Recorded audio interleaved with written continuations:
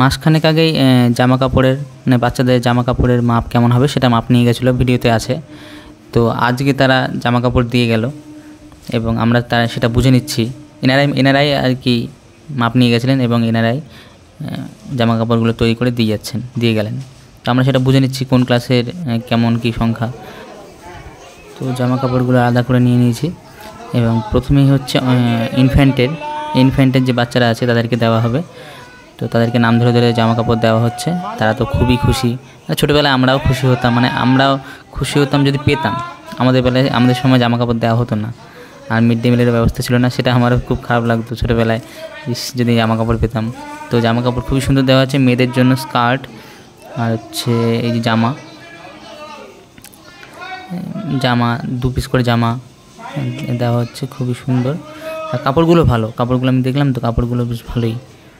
এটা হচ্ছে স্কার্ট, আর 2 পিস করে স্কার্ট দেওয়া হয়েছে মেয়েদের।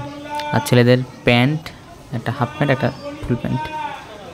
আচ্ছা, মেয়েদের ভালো, বেশ দুটো জামা ফ্রক ভালোই। সুন্দর। আর সবথেকে ভালো হয়েছে এনারা ক্লাস অনুযায়ী আলাদা আলাদা করে সেখানে রোল নাম্বার লিখে দিয়েছে, ফলে আমাদের দিতেও সুবিধা হচ্ছে বাচ্চাদেরকে। এই হলো বাচ্চারা সব জামা কাপড় নিচ্ছে লাইন ধরে ধরে।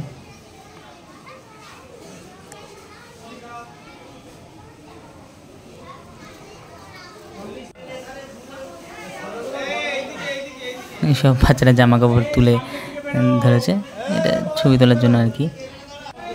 এরপর এক এক করে সব ক্লাসের স্টুডেন্ট শুধু ওই জামা কাপড় দিয়ে তুলেছে, সেটাই আমি ভিডিও করেছি। ক্লাস 3 এর বাচ্চারা, এরা অনেক বাচ্চা তো, ফলে এক একটা ক্লাসের স্টুডেন্ট করে দেওয়া হচ্ছে।